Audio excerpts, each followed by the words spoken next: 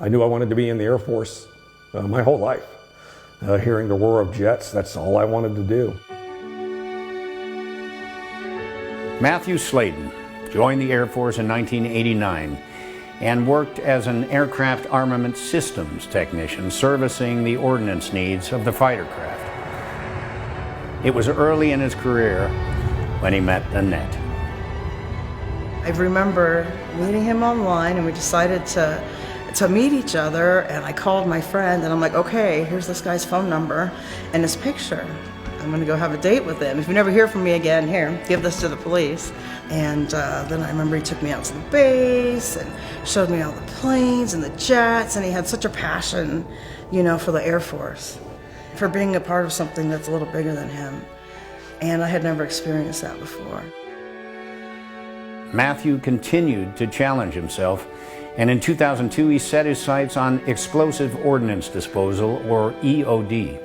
This is the coolest thing I've ever heard of. Bomb suits and robots and 50 caliber sniper rifles. You get to blow stuff up, take apart the bombs when they're alive. That sounds like the bee's knees. And so I cross-trained into EOD right after 9/11. It was over a year before Matthew completed the rigorous EOD training and was ready to deploy.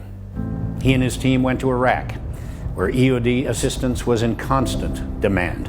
You know, the radio, we got a IED, and boom, jump up, throw our gear on, run over to the truck, go out, knock the mission out, and come on back.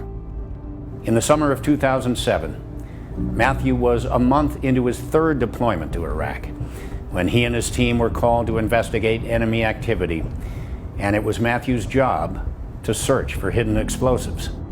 We were always having problems with this village, and there was a sign on the road that said, "Go home, Americans, you die here." Like, you know, crude sign hammered in the dirt.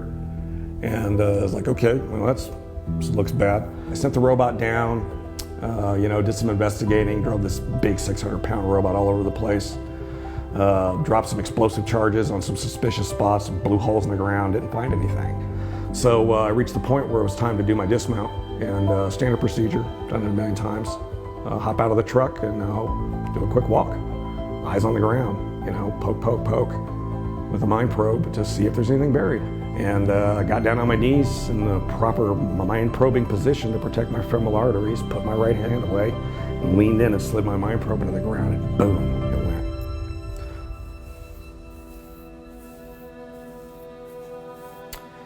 went. It mangled my arm, took a piece of rebar right here and it broke my jaw, and cut my chin strap, stripped all my headgear off, and the wave just obliterated my eyes.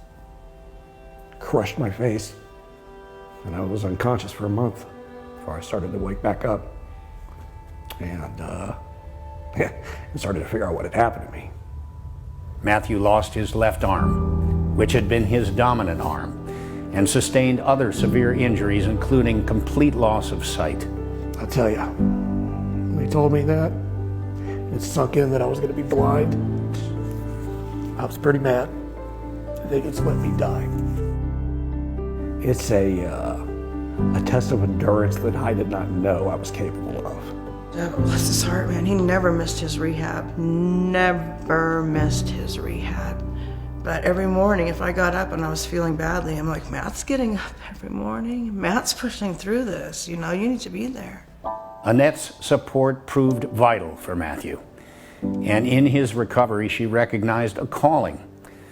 As Matthew's active duty career came to a close, Annette was hired by the Air Force as a recovery care coordinator. I turned in my ID, my active duty ID card, and got my reserve one, and I got out of the chair, and Annette sat in the same chair and got her contractor card to go to work on base, the same appointment. I first met Matthew and Annette at a movie premiere for a very powerful documentary film I executive produced, Brothers at War. After hearing about the specially adapted custom smart homes built by the Gary Sinise Foundation's R.I.S.E program, Annette suggested Matthew apply. And we were on our way to the dentist and the phone rang, and it was Gary. He said, congratulations.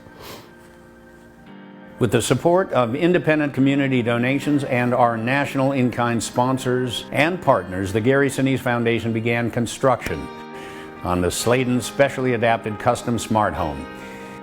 In May of 2020, the home was completed.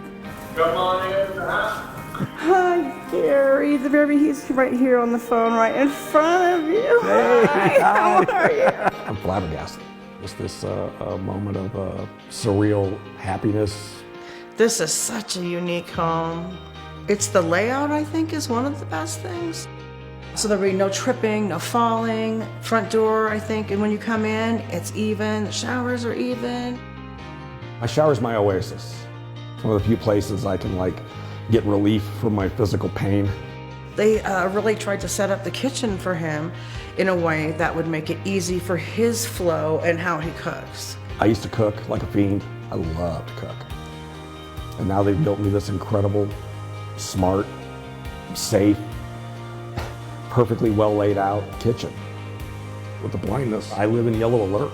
I'm never really shut down. So now I feel like maybe I can turn off for a while.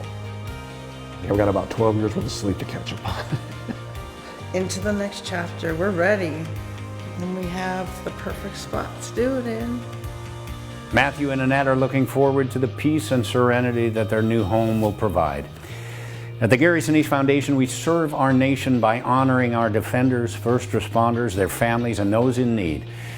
To learn more about the Gary Sinise Foundation and how you can support other veterans like Matthew Slayton, visit GarySiniseFoundation.org.